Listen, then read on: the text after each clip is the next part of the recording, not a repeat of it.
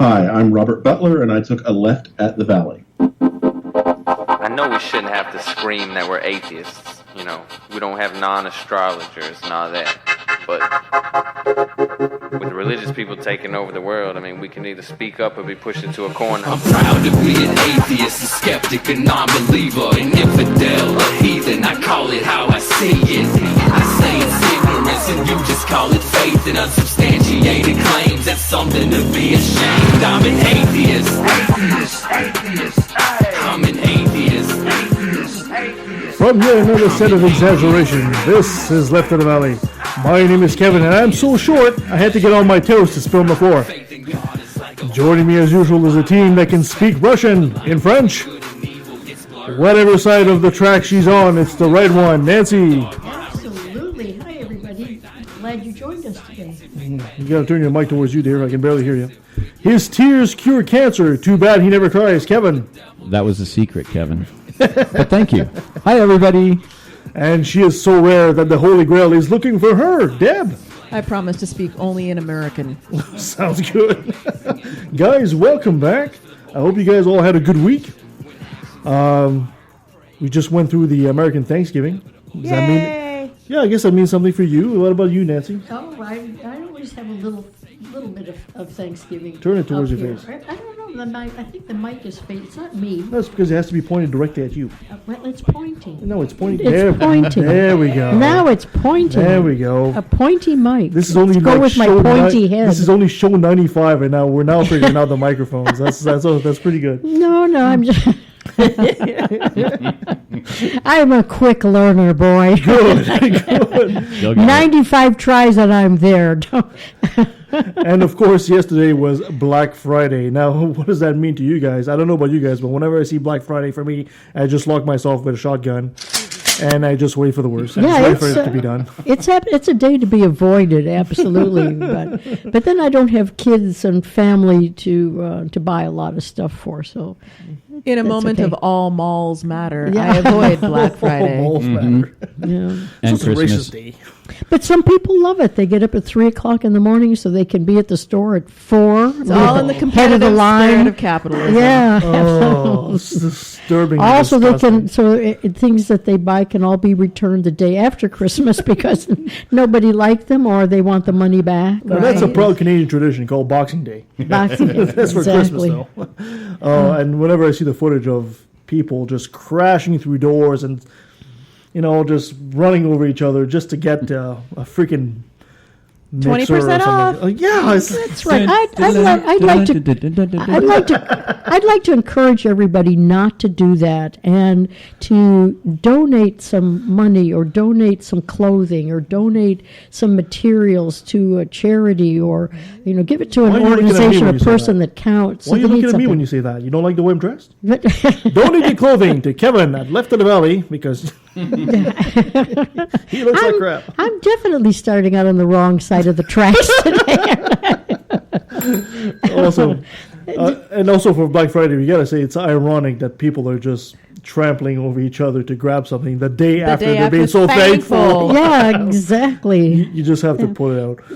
No, give it to someone who needs something. Give it to a cause that matters. Make Christmas a day of giving something of value to someone who needs it, not another thing to put in the closet and pull out when you're there so you think they use it or like it all the A time. worthwhile donation. Send your donation to Nancy at leftofthevalley.com. That's right, there you go. Christmas is for kids. Once you grow up, give a grown-up gift. Yes, I would encourage people. I think I might do that this year. Instead of giving me gifts or something like that, make a donation to especially journalistic ventures. Yeah. We need good information out there, and especially do. with the past election we just saw, there's a plethora of people that are sending false information, and we shouldn't do that. And we try to do our best here to do the same. The Yeah, difference between exactly. marketing and journalism. That's right. That's right. Oh, and did you know we got I know. Wait, there's going to be male dancers? No, that's not quite the same. Oh, God. But it's a good call. We actually got a letter. Oh, Yes. after 95 shows, we got a letter, and I learned to use the mic. It's a red letter day And This is a today, good day. in the kids, studio. the letter is Brought to you by the letter R. right. And the number 12. No, this is I think Keith. This is Keith Herbert or Hebert. I think he sent us a letter before, Okay. and Is he very concerned? he's very concerned. He's very concerned because this is a couple of weeks ago when we had November 11th. I had a rant, and he was really concerned with my rant. What was Uh-oh. your rant about? My rant about November 11th being a bit too religious because there's a lot of soldiers out there. They're not Christian soldiers, and they're completely ignored. And I feel that, November 11th should be more, we should take the religion on November 11th. For Veterans Day, for 11/11? Yes. Okay. So, because it represents more likely, more of the Canadian values. It kind of sucks when you're a Sikh soldier sitting on stage and having to do a priest doing the Lord's Prayer or something like that. I mean, it's very unfair. So I said, in the name of, for equality's sake, we should really abolish the religious segments in this religious holiday. It's not a religious holiday. You're right. Sorry. Yeah. And the religious part of that. Okay. Gotcha. Yeah, you know what I mean. I do. So anyway, Mr. Keith writes, Mr. Francis, he calls me Mr. I love that, is again showing his bigoted anti-Christian stance that nearly all so-called humanists takes, i.e. society is better off adhering to my worldview and not the Christian worldview. Yes, you're right, Keith. Secular worldview is a better worldview. Last time we had the Christian worldview dominating, that was called the Dark Ages. It's that simple, okay? And if you want to take a look, anyway, get into his letter a bit later. So he says, it's funny too, because more than 20 years ago, I was rejected for membership of the BC Humanist Association because I was, in fact, a Christian. I don't see what that has to do with my letter or my rant. Well, he's just letting you know how terrible we are. Oh, yes. He's widened the net. I don't know why he's drawing the BC Humanists He's in this. experienced He's experienced. in, In whining? well, he's, yes. This is the same organization that rants and raves every chance they get about the evils of Trinity Western University, and these are the same people who want us all to subscribe to their rendition of human rights, so as long as they don't include the rights of humans still in the womb. I have no idea why you just brought abortion into this. Anyway. It Must have been seems to be some a rant. theme that gets raised just think- every single week. I just think it's wonderful that he was listening and took the time to express his opinion. agree. And let us know. We need the exchange.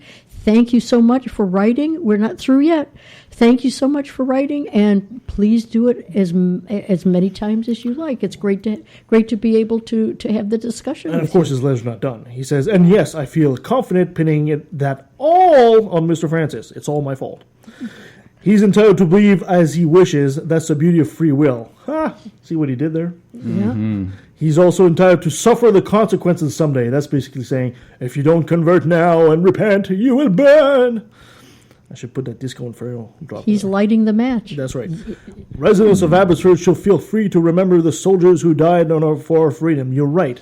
And the soldiers that died for our freedom are not just Christian soldiers. That's correct. And if that happens to involve faith, which provides a reason to make such a sacrifice, it offers hope for a better world, here or hereafter. Why should an atheist hater of gods have any impact on the discussion? Well, Keith, thank you for your letter. But I will tell you why. Because, like I said, Christians were not the only ones out there in the foxholes. I know there's the old saying, there's no atheists in foxholes, but that's a lie. There's atheists out there, there are Muslims out there, there are Buddhists out there, there are Jews out there, there's every denomination. So when you have November 11th and you have a priest, just a Christian priest out there, you're basically saying to every other religion out there, you know what, your beliefs don't matter. We don't care. This is a Christian nation, and it's not true. Canada is not a theocracy, and we're supposed to rule on a secular basis. That's what the Supreme Court said, and that's why I wrote that letter. So, of course, we cannot include every denomination out there. You can't have a priest, a rabbi, an imam, and all that stuff, making all the incantations. That'd be ridiculous. If they're willing to do that, sure, fine, great. But that ceremony would probably last about 10 days. So it's much better to just eliminate it all and make it a completely secular thing. If you want to pray for the soldiers to your God, go right ahead. I've got nothing against that. And that was the gist of my letter. So that was also my response to Keith. Yeah, and thank you so much, Keith. It made a great discussion, and I hope you, as I said before, I hope you keep writing in. And, Yeah. Who knows? Maybe one day he'll come on the show. Yeah, Why not? we'd love to have you have your point of view. I think it would make a great show. To have a great civil discussion.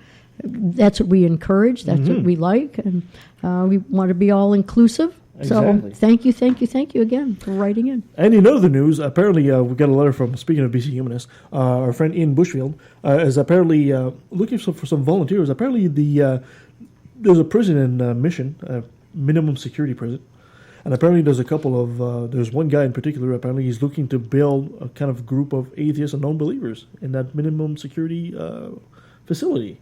But they need help from the outside. They can't do it themselves from the inside. They need somebody to help them from the outside. So, I don't know. Is that something we should look into? Sure, Why not? Why not, right? I mean, I'm kind of curious about it. So, we'll try to follow up and see what goes on with that. And who knows? Yeah, Ian stays really busy. Yeah, I mean, with trying to educate people and always on the watch for things that violate secular Yes. society. Oh, Ian's been doing a great job. Yeah, so he far, does so. a great Absolutely. job. Anytime he has time to be on the show, it always enriches us. Excellent. Yeah, My dear Nancy, you ready to go? I certainly am. Let's get it going. And here we go. This day in history, a roundup of those events and people who altered and illuminated the days between November the 21st and the 27th. November the 22nd was Independence Day in Lebanon. And as most of us remember, in 1963 in Dallas, Texas, U.S. President John F. Kennedy was assassinated, and Texas Governor John Connally was seriously wounded. And the suspect was Lee Harvey Oswald. Who's a reptilian, right? He was what? He's a reptilian, right? Reptilian. No, I got those two mixed up, right? Sorry. I get my conspiracy theories mixed up. Listen, depending on what conspiracy theory you follow, he could be anything.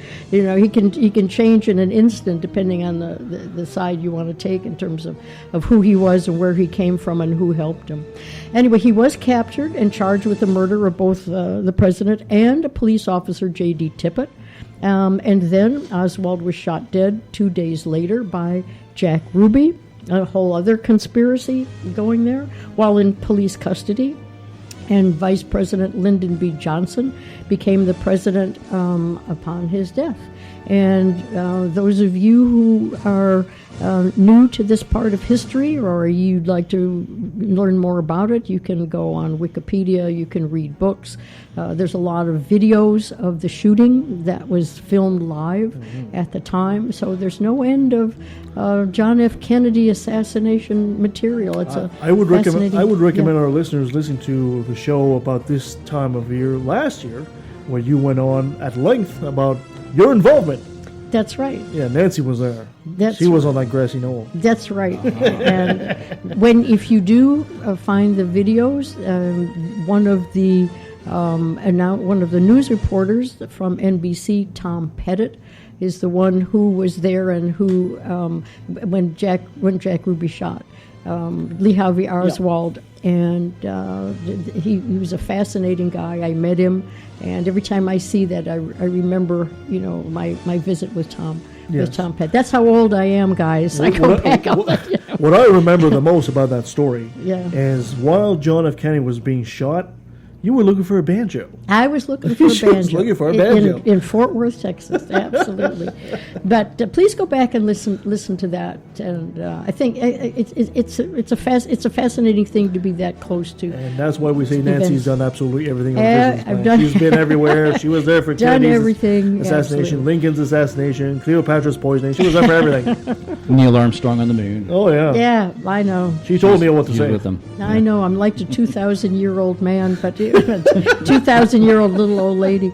November the 23rd, moving right on, was Labor Thanksgiving Day in Japan. And in 1963, same year of the assassination, the BBC broadcast a program called An Unearthly Child, starring William Hartnell. And that was the first episode of the science fiction serial of the first name, and then eventually became Doctor Who. So it's been going since 1963. Anybody here a Doctor Who fan? Yes.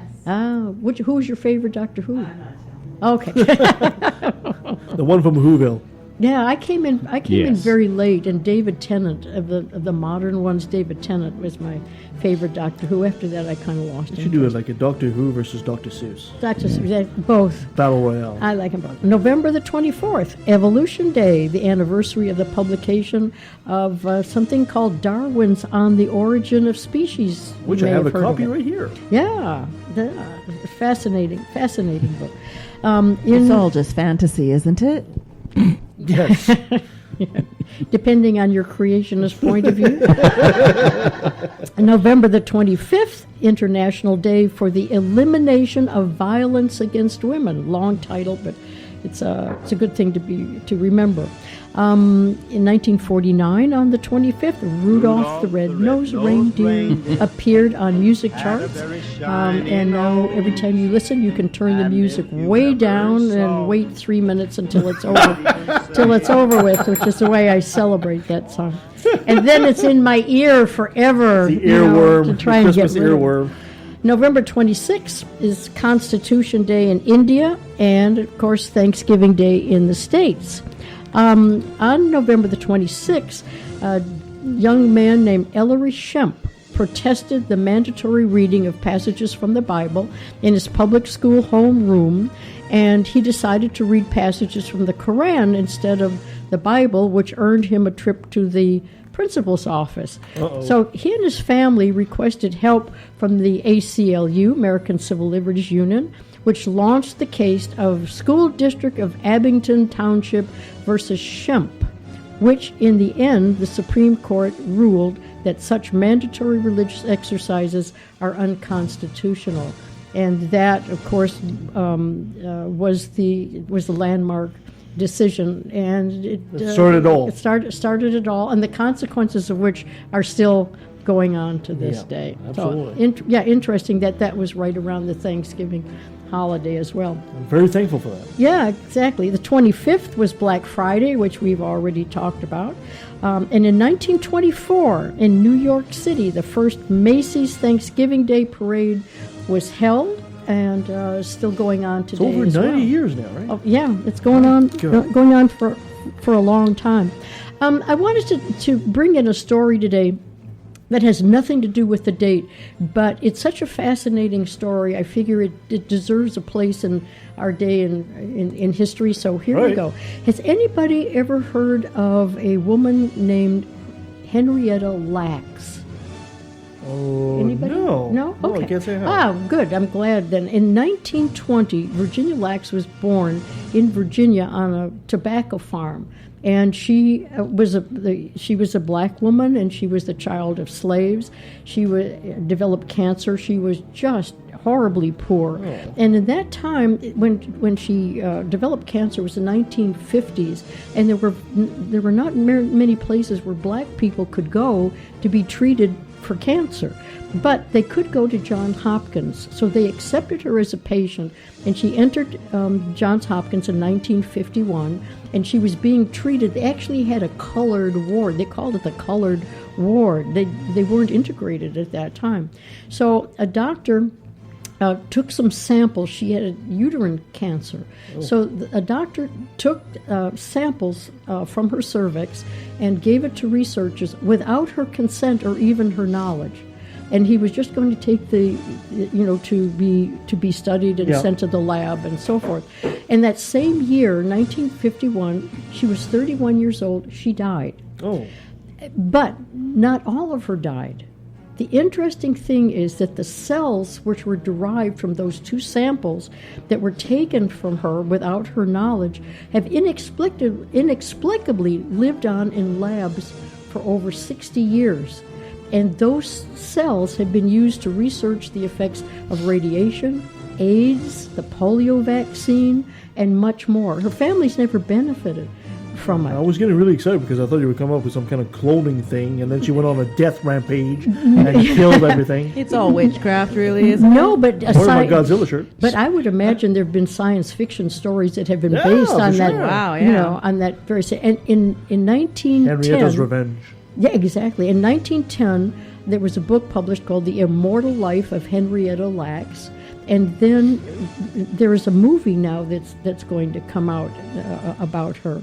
So the in on the air on PBS in a show called Fresh Air, it was said that the cells were the first immortal cell line ever to grow in culture and are known as fellah, H-E-L-A. They're known as the fellah, and the science put them in culture in 1951, and they just never died.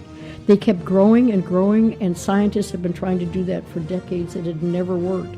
So that was the first one. So the cancer that grew so fast that it, unfortunately, caused her death. She's still here with us. Yeah. And the cells have done a lot of good and have contributed to a lot of profits. And the case, which is much about class and gender and race as it is about science, has spawned a lot of ethical debates about informed consent.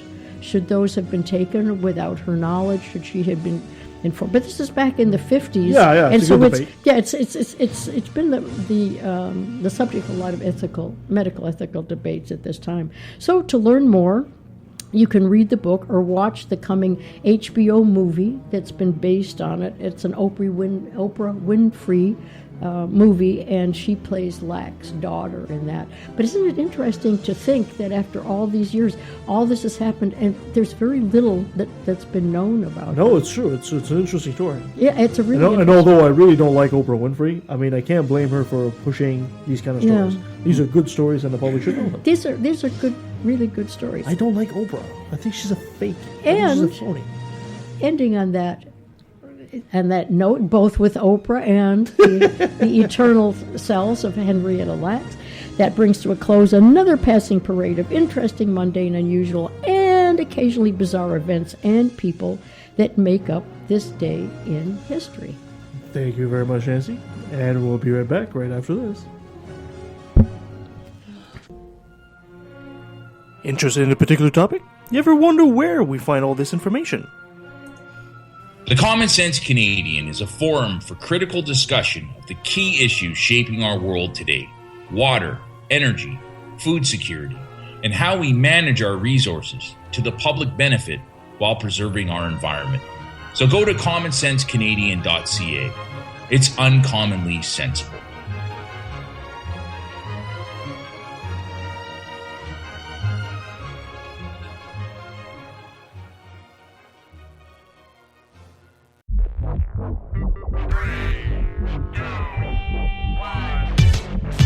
Hi, I'm the Supreme Irreverend Dr. Randy Tyson from the Legion of Reason Diversion. Join me and my co-hosts, Christine Shelska, Twyla, and Nate Phelps, as we explore issues at the intersection of atheism, humanism, and skepticism. Topics range from alternative medicine to the interference of religion in public policy. We often have special guests to help us understand the topic du jour. Previous guests include biologist Jerry Coyne, ex-Muslim author Ali Rizvi, philosopher Peter Boghossian, and the late physicist Victor Stanger. You can watch us on the Legion of Reason YouTube channel or subscribe to the audio version through your favorite podcatchers such as iTunes or Stitcher. And don't forget to like the Legion of Reason Facebook page. Here's an excerpt from Our Constitution, The Way It Was, by Dr. Madeleine O'Hare. Seemingly, no one knew just what to do. There was no clear-cut program. Some wanted to try to continue to negotiate with the British government. Others wanted to continue the armed revolt in the hopes of forcing the king and parliament to remedy their grievances. There was no one, apparently, who had the vision to call for complete severance of all political ties with Britain and to found a new nation. The situation remained stalemated until the end of the year. Then, in January 1775, Thomas Paine's pamphlet, Common Sense, came off the press. It was like a fresh wind clearing away a fog. In the simple yet forceful language that characterizes all his writings, Paine showed the absurdity of continuing a relationship of colonies to a mother country. Why, he asked, should the colonies, already peopled with 3 million inhabitants and destined to expand to cover a vast continent, be ruled from a small island 3,000 miles away? Why continue to be subjects of a tyrant king when the way was open to be citizens of a free republic? This pamphlet spread like wildfire. The small presses of the time could not keep up with the demand. Hundreds of thousands of copies were issued and penetrated to every colony in a short time. Paine's arguments were unanswerable. They left no middle ground. All talk of compromise and further petitions to Parliament died out. Find this audiobook and many more at atheistaudiobooks.com. And we're back. So our next guest is a Facebook atheist. He used to be a truck driver, and now he's pretty much a full-time debater out there. He's all over the Facebook, all over the internet. Please welcome Damien Marie AtHope. Hey, buddy. How you doing? Good. See, that's our live audience. Right on. Thank you for joining us, man. I appreciate it. Yeah, no problem. For those of us, our audience that might not know you, those that have been living under a rock, have not seen you on Facebook, anything like that, can you give us a Reader's Digest story of who you are? Okay, I'm Damien Marie AtHope, and I'm an axiological atheist. You keep using the word. I don't think it means what you think it means. But I'll first start talking about myself. I was born in California. I was born in Long Beach. Anyways, I had religious parents who were were fanatically religious in a cult, and Christians, and they would go out wearing white sheets with red writing on them, and you're going to hell, and the signs. They're total fanatics. And we didn't celebrate any holidays, and really no birthdays, and it was just a lot of abuse and stuff, and because of and directly kind of motivated from the religious ideas, especially spanking your child or whatever. But what church affiliation is that? So I ended up in a drug and alcohol addiction, and because of that, I ended up at 17 almost dying. Ended up in a rehab and got sober. Once I did that, I went back to the continuation high school that I was already at. I was at a continuation high school because I was such a bad kid. I had actually been expelled and kicked out of high school. Sounds more like a fun kid to me. Yeah, I was definitely a fun kid. I was trouble. Just where I was at became where the trouble was. Anyways, so I went back to the continuation high school, and I was really worried at first. All these people are going to get me to be bad again, because it's not just the addiction; it's all the behaviors that go with it. I mean, I shouldn't be robbing and stealing and threatening and people or whatever. I need to have a different life. So, but the fact is, when I went there, I realized actually I have an opportunity. I started seeing it differently. This is the perfect place to go back to for someone to be trying to be sober, because I need to actually help these people because they're worse than anyone at a regular high school. And so I started helping people, and I started doing stuff there and trying to get involved. And then it was weird because all of a sudden everybody, about 5 people or so, started combing their hair like me, dressing like me. It was weird.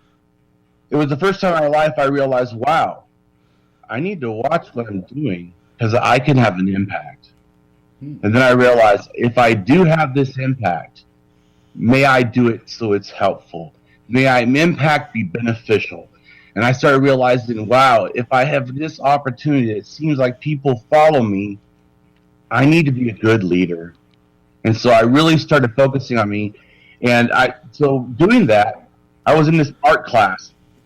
And the teacher left. I don't know if she was fired. I don't remember now or what. But we got this substitute, and she wasn't even an art teacher. Inconceivable!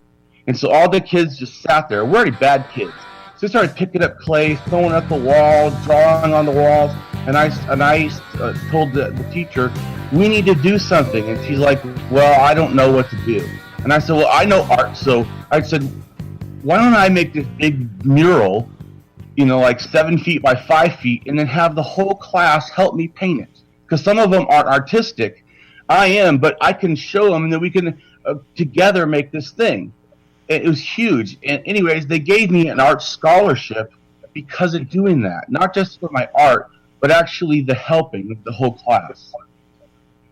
And because of that, ends up that in my life, I was early, and I got married, and I basically lost a job and was totally destitute, sitting on a shopping cart, thinking, what can I do with my life, with my wife, and we were homeless, and she says, why don't you be a truck driver? Truck driver? Me? The guy that has a map to get to his house? Because sometimes I forget? Really? And she goes, well, it'll pay a lot of money, and we can, live in the truck. Like an instant, no more homeless. And a job at the same time. So I thought, well, that could be a good idea. But then I called the school, and they said, you need to have $500. Well, I didn't have no money. But I did have this art scholarship, but I never used for $500. Thought, well, that's almost like it's meant to be. So I went to the school, and I said, can I have my art scholarship, but I don't want to use it for art, let me use it for truck driving. So they told me, well, actually, because you never used it, it went void after a year or whatever, because I was like a couple years from high school, and I started crying. The teacher told me I started crying because I'm homeless. I don't know what to do. I don't have a job. And the teacher starts writing out of a checkbook for $500 and gave it to me. I said, man, I've never experienced such kindness. I was like, man, I wanted to live up to what you just did. I want to live my life. Because you just saved my life.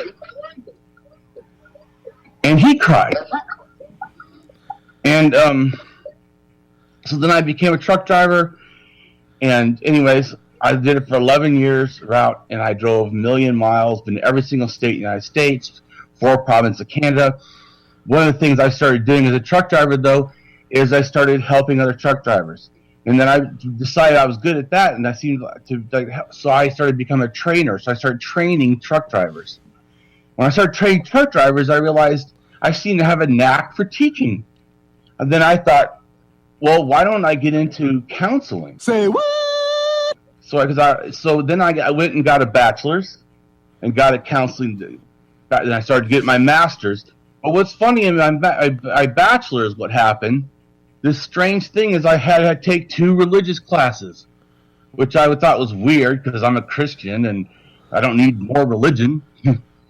Anyway, but the first religious class I took, funny thing, it was the world religions. Well, if you'd have asked me, Damien, name 5, religions of the world, I don't even know if I could have done. I would have gone Christianity, Catholic, Mormonism. I would have been Islam. I was so stupid. I was so ignorant. I absolutely know nothing, which is so weird now because I'm really educated about it now. It's so bizarre because I was so ignorant. So when I took the class, because I was so ignorant, it was also kind of good because I started hearing the theme. They all were the same. Every single one of them had the only way to the afterlife. Every single one of them has the only morality. Such a coincidence, isn't it?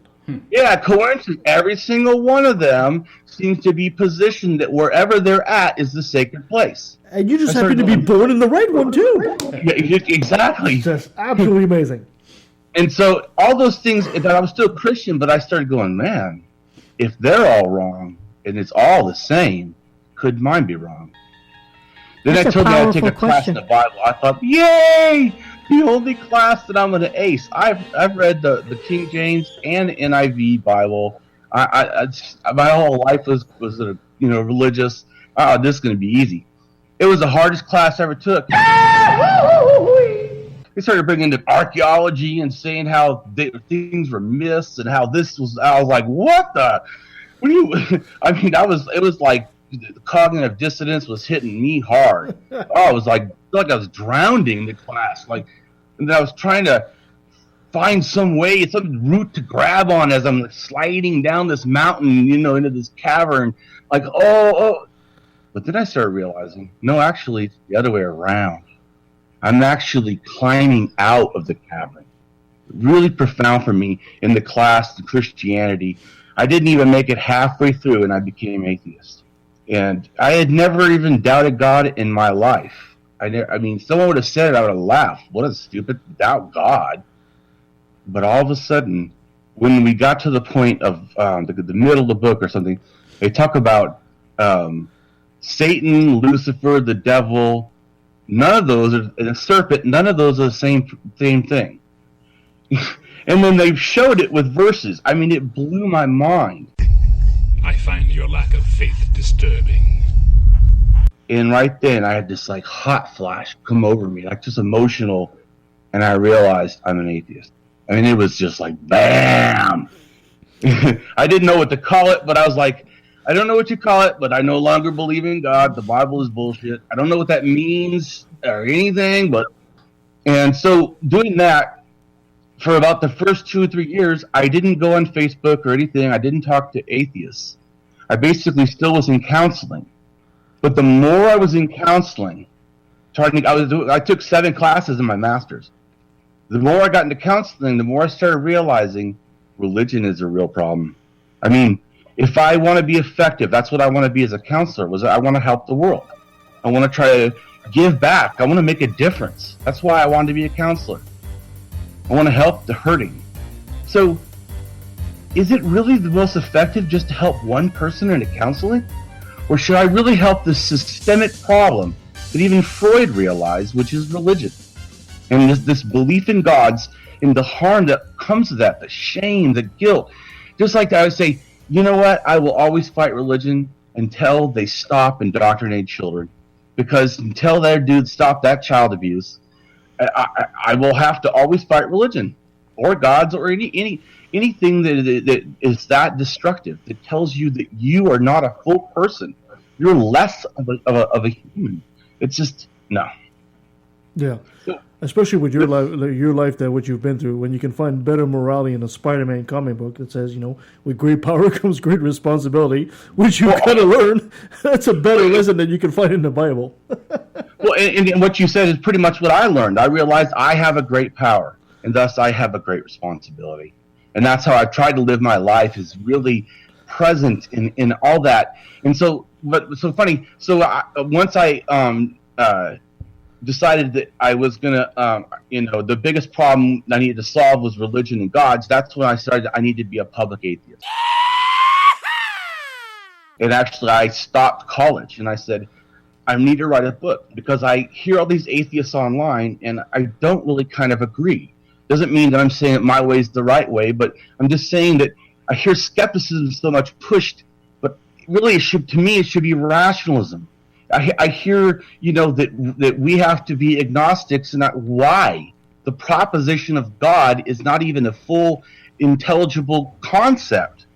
There's nothing that can point to in reality and go, oh, that means what a God is. It's just ludicrous. So, which is an agnostic with an I, or an atheist. Mm. Well, thank you so much for joining us on the show, Damien, and you got to stay with us, because right now we're going to do a segment called Things That Make You Go. Oh, yeah. We got a nice little story, and I want everybody to jump in on this. Now, did you guys know that just when you thought you had control over your life, and you were confident you were a Taurus with an ascendant in Scorpio, here comes NASA with science to spoil the day. NASA revealed there are actually 13 signs of the zodiac. When people hear about the NASA new zodiac signs, they were confused, as it would mean a huge change on their astrological sign. Actually, it did, aside from adding the new zodiac sign, NASA changed the dates, as it is necessary, right? The zodiac signs have been having an overhaul this year and moving forward. Per the report, the Babylonians purposely left out a sign called, I hope I'm saying this right, Ophiuchus.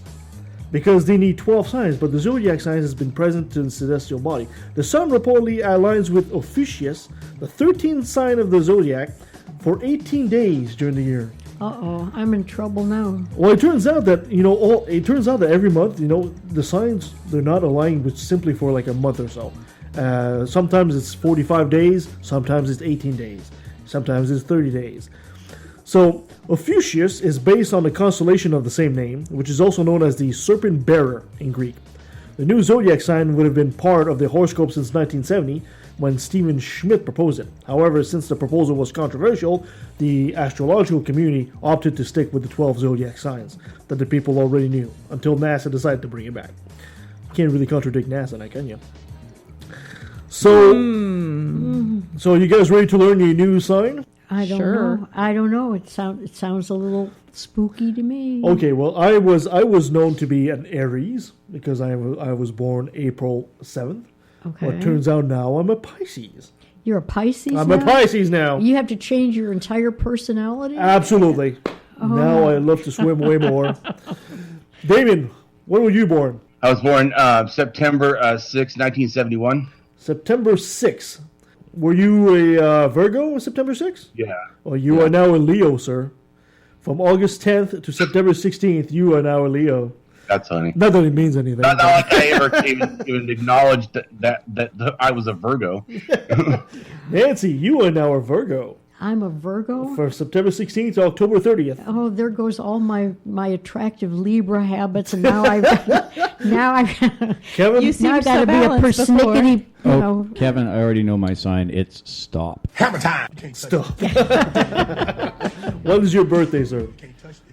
July 15th. July 15th. July 15th. That means you're a Gemini now, from June 21st to July 20th. Well, that explains my split personalities. It sure does. And what about you, Deb? I was a Sagittarius. You were a Sagittarius. Well, now you are actually you're 17th, right? Yeah. You're just on the line. You're just on the line of the Ophiuchus and Sagittarius. I've always been on the cusp of something big. That's right. Okay? Mm-hmm. Yep, that would be But me I think still. it's wonderful because now you've got an entire resources of excuses for how. Well, I used to be a Gemini, but now I'm a Pisces. I'm just so confused, Nancy. Yeah, it takes all the blame. The struggle is real. Off of your parents. You say, well, your parents are to blame. No. Now it's the change of signs. That's right. And you can go on forever with excuses. It's great. If you and mothers are blameless now. If you take a sign, for example, like Virgo, September 16th to October 30th, it's actually longer than a month. It's almost a month and a half. But if you take Scorpio, and this is, of course, real science, by the alignment of the constellation to our to our planet. Scorpio now is only November 23rd to the 29th. 6 days. You have 6 days to be a Scorpio. And that is it. I have no faith in this. I'm sorry. Oh, that's okay. Nobody has faith really in it. stings. There was a time that a man told me to be forewarned of a snake in the garden, right? I beat a snake today.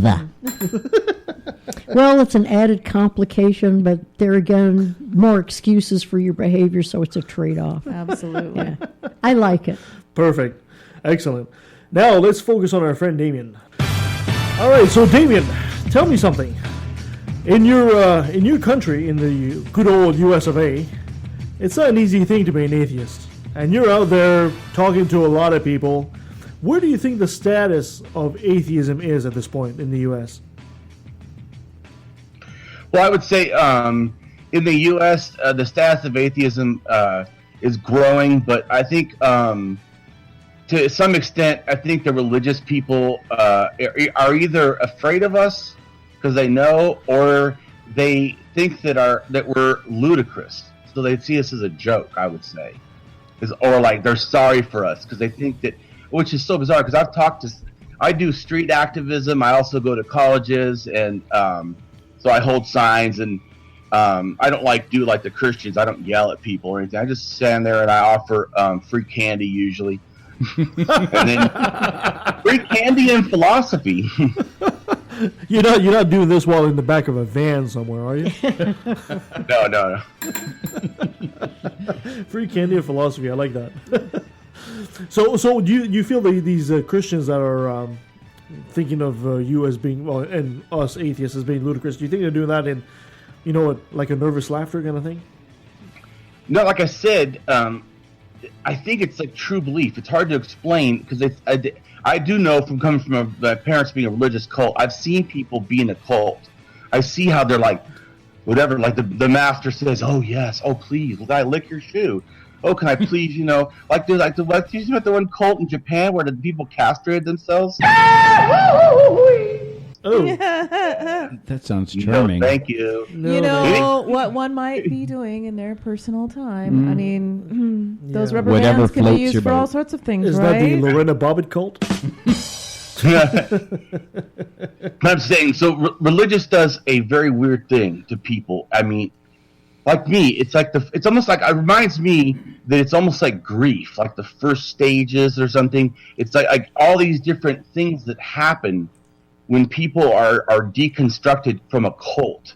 But to me, the problem is, in general, most of Christianity or most of religion, Islam, most of them almost are like cults. So the people, it's like they see with colored glasses. They cannot even. So when they think we're ludicrous, I don't think it's like a joke. I mean, I think it's like if someone were to tell us atheists the Earth is flat, which is there's ludicrous people out there. Well. What an incredibly stupid question. And we look at him like, the fuck? I mean, it's so insane. Yeah, it's a pain avoidance. It's not a laugh. You almost got like, are you kidding? Like you're not sure if they're serious. And I think but I remember when I was, like I said, when I was a Christian, if you would have said, if I ever doubted God, I would have laughed at you, because what a stupid thing. That's like asking if I ever doubted I have a toe. Are there places, I mean, you've traveled all over the States. I mean, is the representation that we have of the United States, the South being very, very religious and the North being much more progressive, is that really an accurate description, or are there like really pockets here and there? Is it more like a city versus rural as far as atheism is concerned? As far as atheism is concerned, you mean as far as how we're seen or how strong atheism is, I'm not exactly sure. Well, maybe the reaction to meeting an atheist. I mean, I'm sure the reaction is different if you meet him in Alabama as compared to New York, right? Well, yeah, kind of. It's just different. Yeah. In other words, like say in the South, you're used to when someone says that, you're used to being more aggressive, maybe. Okay. So, in other words, if I say I'm an atheist, what? You're an atheist? How could you? You're stupid. You know what, brother? I pray for you. Or maybe in New York, you say you're an atheist, and they're like, that's ridiculous. You know what I'm saying? So, in a sense, it's the same bigotry. It's like atheistophobia is the same, but how it's expressed is a little different. But I think, as a matter of, I was going to say evolution, but I think you find pockets of atheists in every state that are really trying to educate. They're trying to get people to deconvert. I don't know how active, or whether you can call all of the groups that are meeting activists, but I think today you probably find many more groups than you did 5 or 10 years ago. Yeah, for sure. Damien, do you feel that the message of atheism is coming out more in the States? I mean, yeah, definitely. Absolutely, it's coming out more, and that's why I know that it's even more important though when it does come out. That I think that for me personally, I don't speak for everyone. For me, I would like it to have a message of hope, not just the hatches of some kind of feeling that because the feeling that what I mean is the feeling that they're going to feel like. Say when I was a Christian.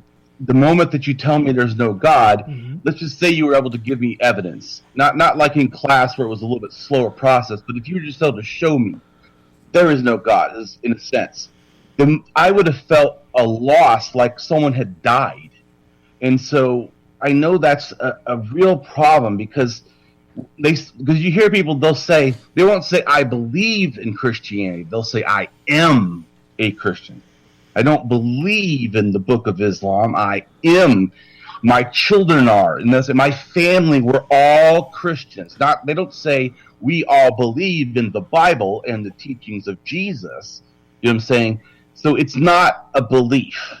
For me, that's a big important thing. So how we address that, for me, we have to do it with more kindness, because these people someone's dying.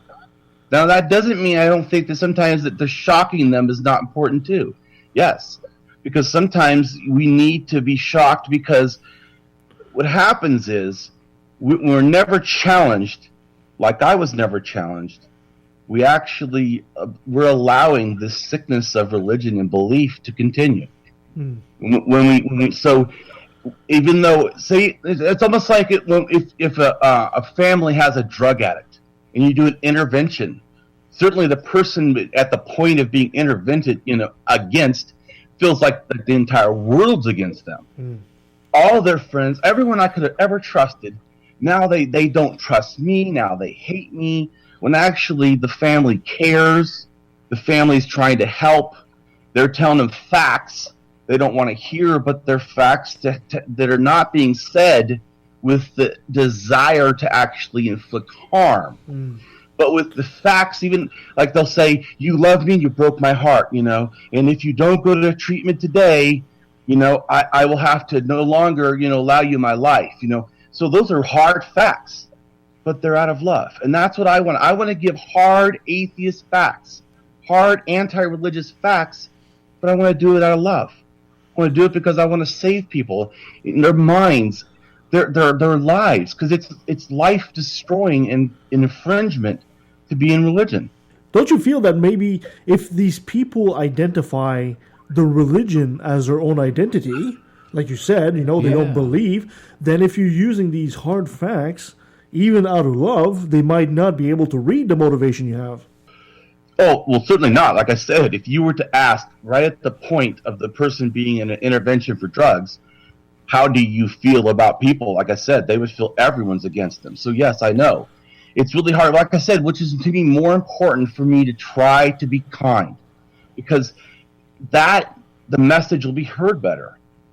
It's to me, it's not really the hard fact. It's how, in other words, I need to learn to be understanding of them. So, which is really a hard thing. But see, it reminds me of fear, though. That we need to not fear them, too. Not fear Christians, not fear Muslims, not fear Hindus, Buddhists, whatever. Not fear, and I don't mean the religions, I'm talking about the people.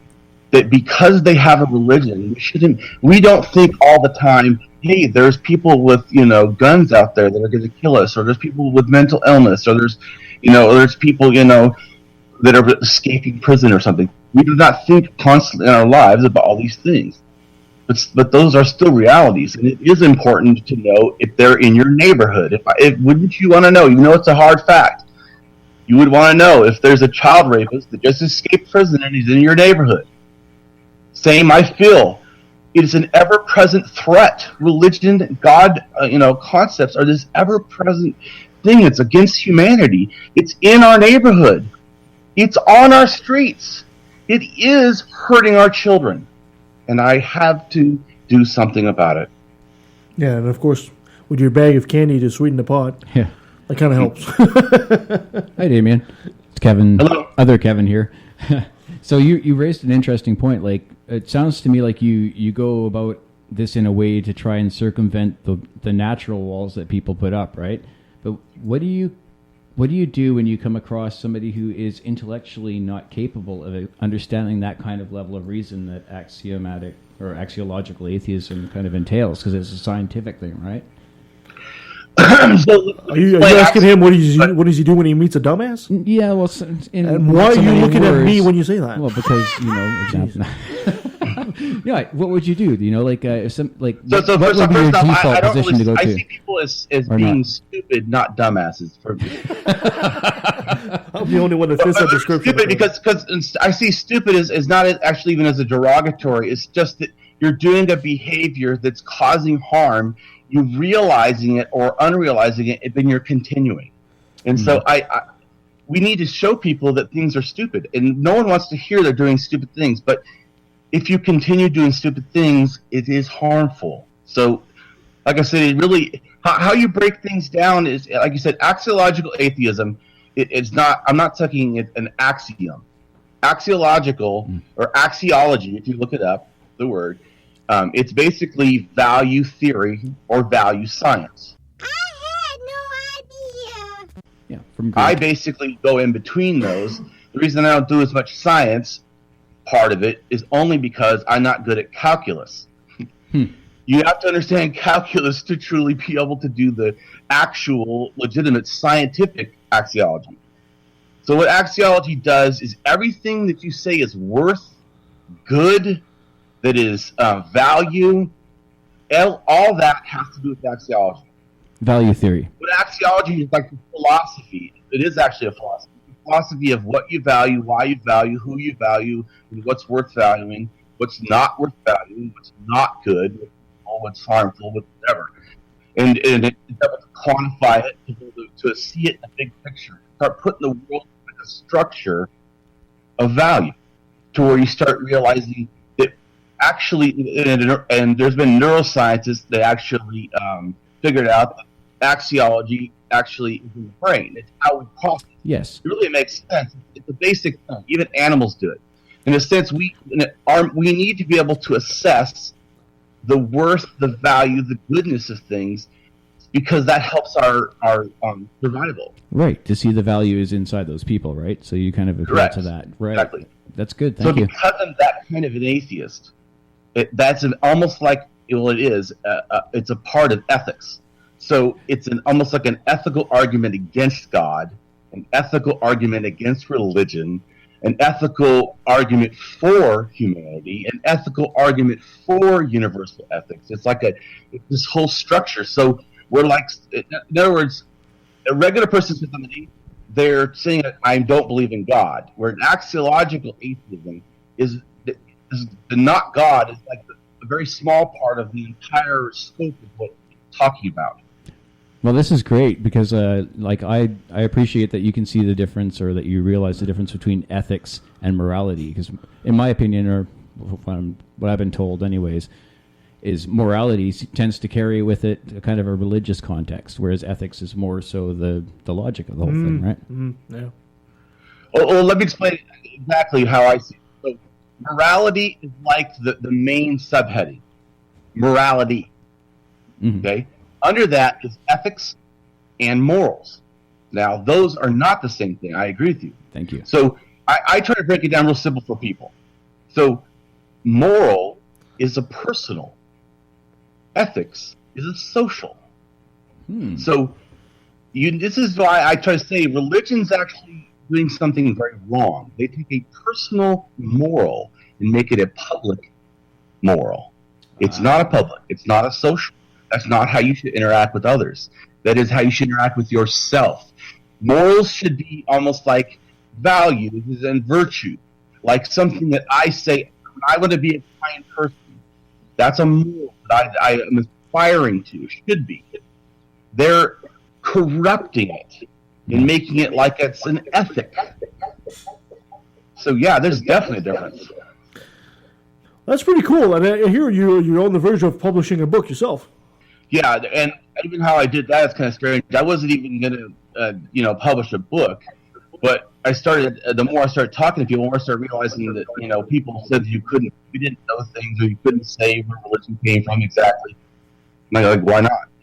Well, why doesn't someone look into the archaeology? And it's not like we don't know facts. I mean, we should have a better hand on it. So I basically spent almost 3 years. I read 5 books on archaeology. I mean, college level, $200 books, whatever.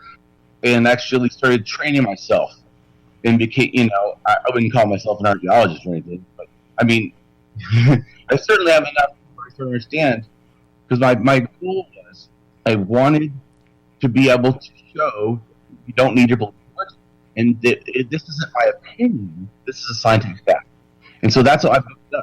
I believe I go from 1 million years all the way to 18 something with the last biggest world religion. And so everything in between.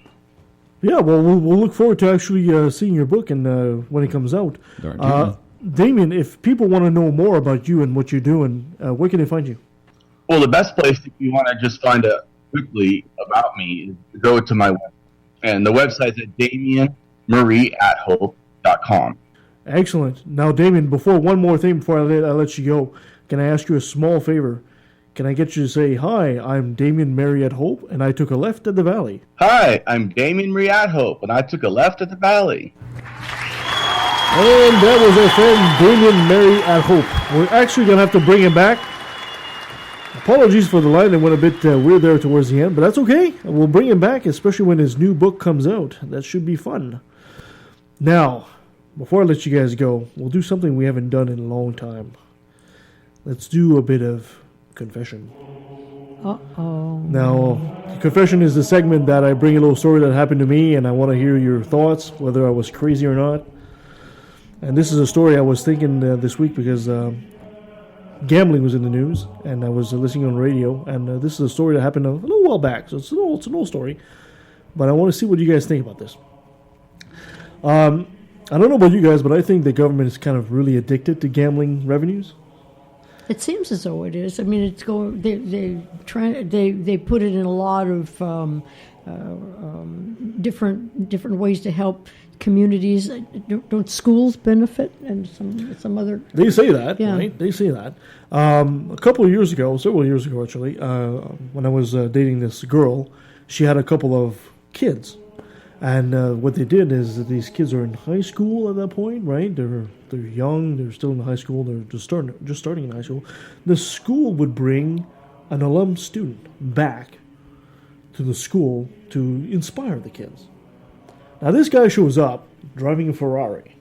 He's slick, he's cool. In the auditorium in front of all the kids, he tells them he's a drug dealer? He's a professional poker player. Oh, okay. So the kids, as soon as the kids came home that night, the first thing he asked me, he says, Kev, can you teach me how to play poker? Now, I went to the school right away after this.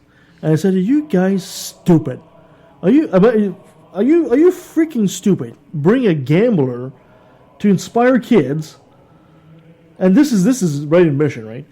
And they said, well, he's a successful student, he's a nice student, I said, I can find probably one of your ex-students in the downtown east side as a hooker, too. Should I bring her? Did I overreact to this? Or am I right to be outraged about this? You were so diplomatic. It's really hard to find fault in your approach. But no, I think you were the moment of sanity. I mean, it's like having.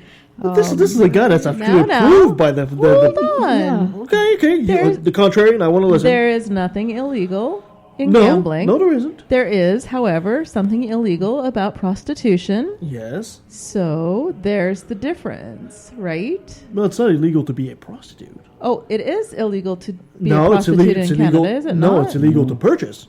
Oh, really? Yeah. Oh, see. So keep your American things. In America, we shun the woman for that as well. Well, we shun her too here. Shun a non-believer. I don't believe in sex. Therefore, I don't believe in money. Wait. Well, I think it happens. Yeah. I think the problem is that you're bringing somebody in to speak to kids who are at a very impressionable age, and they're not thinking about gambling as being something that will fund things that are good in the community. Yeah. They're thinking, oh, money, cars, women. This guy shows up in a Ferrari, for Christ's sake. Right. He's making payments like the rest of us. Well, you know what? Had that been that age, too, I probably would have asked the same question, right? He's like, how do I get that car? Yeah, exactly. So I think it sends exactly the wrong message. I'm surprised. What did the principal did the principal say under what? Well, he tried to make excuses, of course. Said, well, he's a student and he's not doing anything illegal, just like you said. But I said, what kind of example are you showing here? If you had brought you can't tell me you can't find an architect, an engineer, a scientist in all the students that came through this high school. Yeah, I mean, eventually you bring that gambler back, in one of the Scared Straight episodes because his gambling got the best. I mean, it's a little premature to bring that guy, at this point.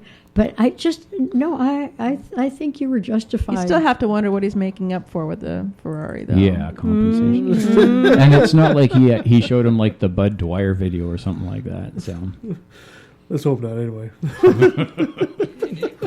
thank you so much, guys, for being on the show, and thank you for all our listeners, and thank you even to Keith for sending us that letter. You can always send us some hate mail if you want. Or some mail. Or some good mail. Yeah. left@valley@outlook.com. If you want to send a complaint, it's Nancy@leftatthevalley.com. Second floor. Coming up next week, we'll have our very first, in all the episodes we've ever done, our very first full-on debate. We have Chris the Christian versus Gemma Page. She's going to be joining us via Skype, but Chris is going to be here with us. Whoa. And we're going to be debating the historicity of Jesus. That should be fun. The week after that, we'll be talking to our friend David Fitzgerald about St. Paul. You know, a lot of people forget about St. Paul and the influence he had on the Bible. That should be interesting. The week after that, the 17th, we'll be doing our Christmas special. And we might be doing it live from a cafe in Agassiz. That should be fun. Well, maybe not so live. Somewhere in the couple of weeks after that, we'll probably do a top 10 of the best moments of Left of the Valley during 2016. In the new year, we have Jenny Rustemeyer and Grant Baldwin coming to talk about to us about food waste. That should be very interesting. And we also managed to rope in John McComb from the CKNW 980, who's going to be talking about living with depression. He was actually won an award as he suffers from depression himself, and as a radio host, that should be a very interesting conversation. Good shows coming up. Yeah, Can't wait always to have the new great year. shows, don't we? I didn't know they gave out awards for depression. No. The covers are Kevin, and not necessarily all of them. Left of the Valley subsidiaries. Yeah. You can follow us on Facebook or on Twitter at LATV Podcast. You can send us an email. Follow us at leftofthevalley.com. I have nothing else to say. What about you guys? No, We're please. good? No, if anybody has a good idea for a show, keep them coming. Let us know. Send us more hate mail. We love it. Until next time. Non-believer, an infidel, a heathen, I call it how I see it. I say it's ignorance and you just call it faith and unsubstantiated claims. That's something to be ashamed. I'm an atheist. I'm an atheist. I'm an atheist.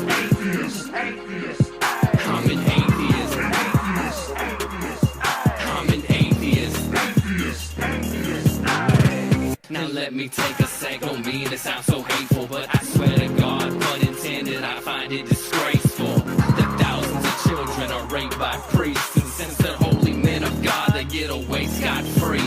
And the Pope does his very best to keep it on the hush. Don't wanna affect business, he loves money too much. We know that they love the kids, but how the fuck can we protect them while they planning to molest them? We teaching them to respect them. Fuck that. The system is broke down, working backwards, and the only action or tactic I plan to practice now is to attack them. The parties of God's hands are bloodstained, millions of murders by believers, and they're all in God's name.